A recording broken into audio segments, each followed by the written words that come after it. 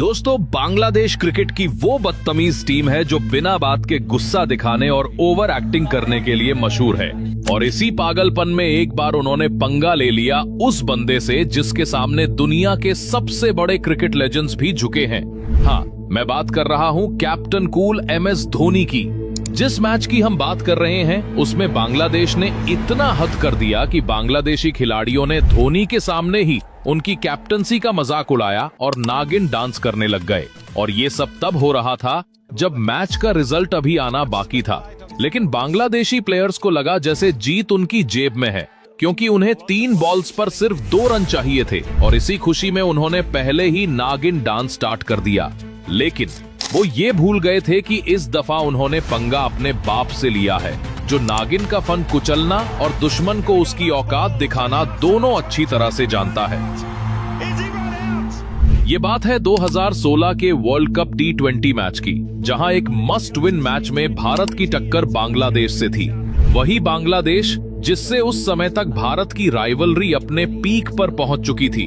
ऐसा इसलिए क्योंकि इस वर्ल्ड कप से कुछ दिन पहले हुए एशिया कप फाइनल से पहले कुछ बांग्लादेशी फैंस ने MS धोनी की कुछ ऐसी फोटो एडिट की थी जो अपने आप में एक शर्मनाक हरकत थी।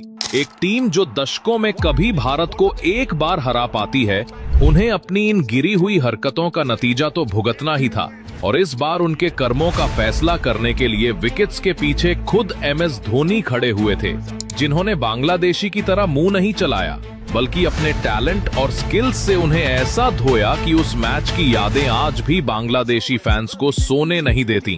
तारीख थी 23 मार्च 2016 की। बेंगलुरु के चिन्नास्वामी स्टेडियम पर सिक्का उछाला जाता है जो बांग्लादेश के पक्ष में गिरता है और बांग्लादेश पहले बॉलिंग करने का डिसीजन लेती है। भारत की तरफ से रोहित शर्मा और शिखर धवन ओपनिंग करने आए। शुरुआती ओवर में दोनों को काफी संघर्ष करना पड़ा। बहुत धीमी शुरुआत हुई, जिसके चलते भारत ने पहले 2 ओवर में बस 9 रन बनाए और पहले 5 ओवर में 6 रन प्रति ओवर की औसत भी क्रॉस नहीं कर पाए। सिर्फ 28 रन बोर्ड पर लगे थे। लेकिन अगले ही ओवर में रोहित शर्मा और शिखर धवन दोनों एक छक्का लगा देते हैं और रन रेट ऊपर जाने लगता है।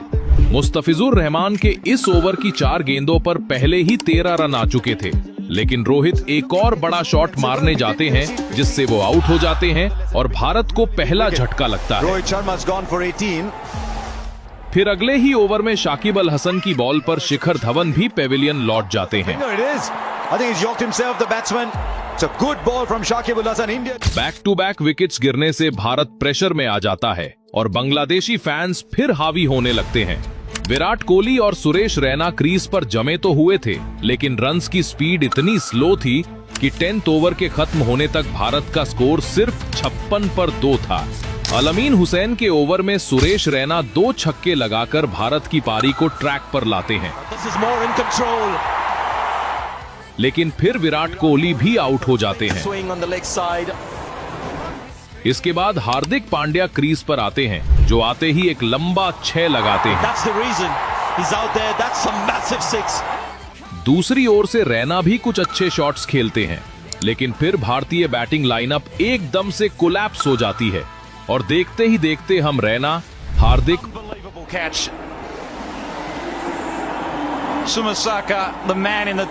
और युवराज तीनों के विकेट्स खो देते हैं।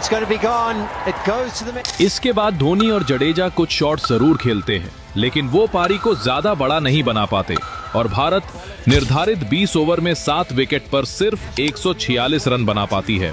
भारत की बैटिंग को छोटे टोटल पर रोककर बांग्लादेशी प्लेयर्स और फैंस ऐसे जश्न मनाते हैं जैसे वो ऑलरेडी मैच जीत चुके हों, पर उन्हें नहीं पता था कि इस मैच में उनके साथ क्रिकेट इतिहास का सबसे बड़ा प्रैंक होने वाला है।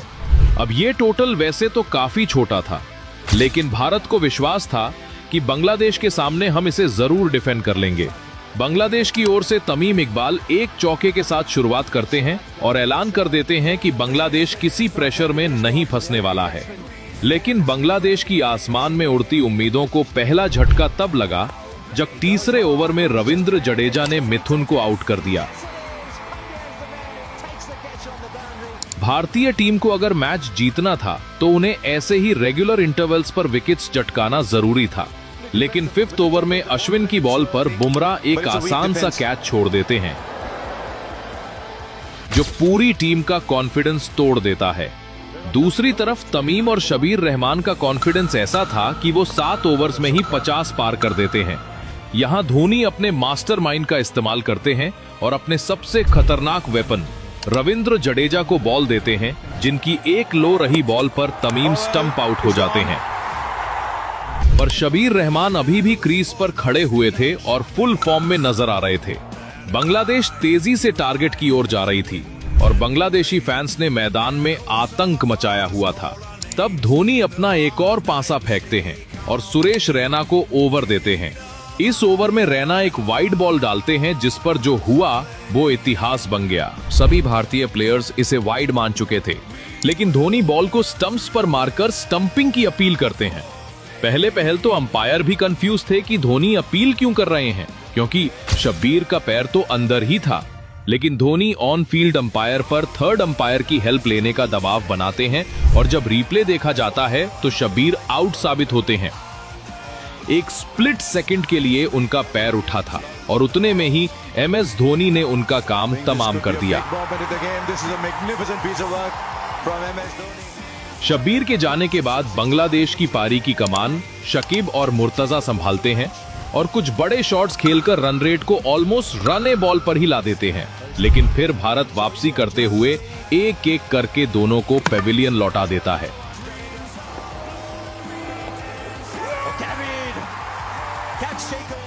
हालांकि बांग्लादेश के पास अभी भी काफी फायर पावर बची हुई थी। बांग्लादेश की ओर से सौम्या सरकार और महमूदुल्लाह क्रीज पर आते हैं और टीम को टारगेट के और करीब ले जाते हैं। अब बांग्लादेश को 3 ओवर में 27 रन की जरूरत थी और बॉल आशीष नेहरा के हाथ में थी।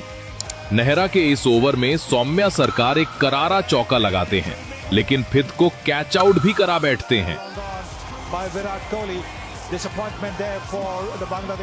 हालांकि महमूदुल्लाह भी इस ओवर में एक चौका जड़ देते हैं और बांग्लादेश के लिए जीत की इक्वेशन 12 बॉल्स पर 17 रन की हो जाती है।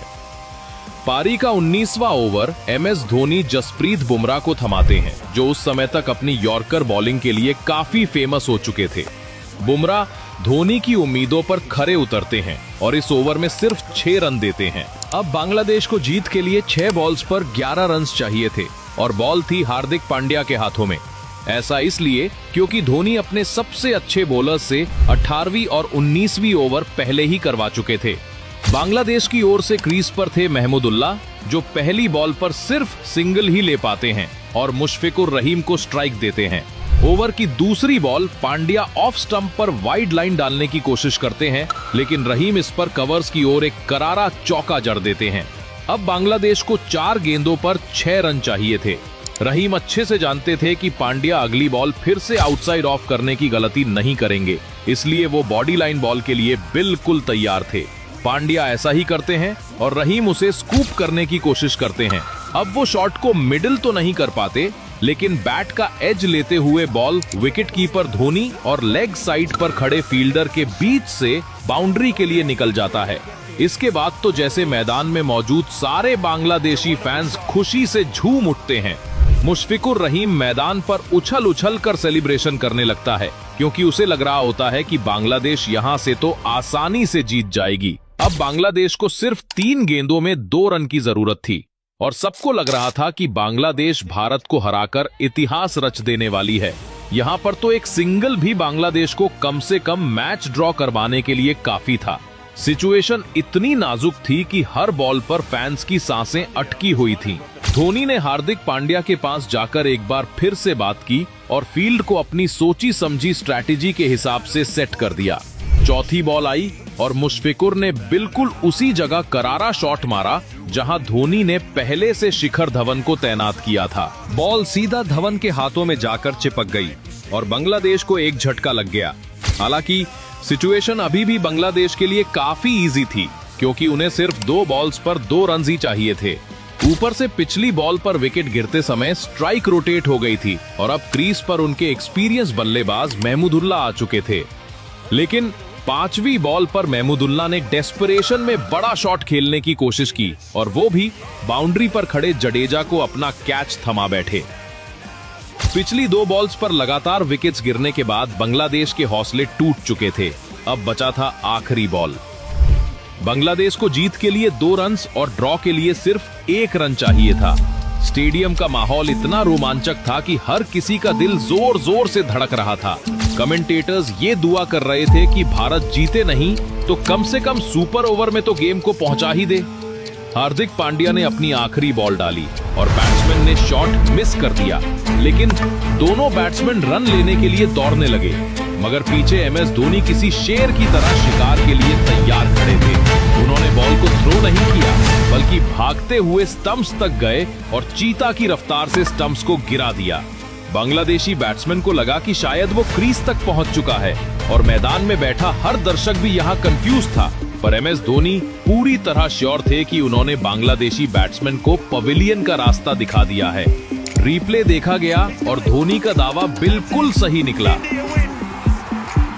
बांग्लादेशी बल्लेबाज शॉर्ट ऑफ क्रीज था और भारत इस मैच को 1 रन से जीत चुकी थी। धोनी की मास्टरमाइंड स्ट्रैटेजी और उनकी लाइटनिंग स्पीड ने इंडिया को एक ऐसी जीत दिलाई जो हमेशा याद रखी जाएगी। वर्ल्ड कप में बांग्लादेश जैसी छोटी टीम से हार का कलंक धोनी ने अपनी लीडरशिप से बचा लिया और जो बांग्लादेशी प्लेयर्स कुछ पल पहले तक ग्राउंड पर नागिन डांस कर रहे थे, वो अब आंसुओं में डूब चुके थे। टीम इंडिया ने उन्हें ऐसा सबक सिखाया कि उनकी खुशी पल भर में उदासी में बदल गई। क्या आपने ये मैच लाइव देखा था? कमेंट करके बताओ।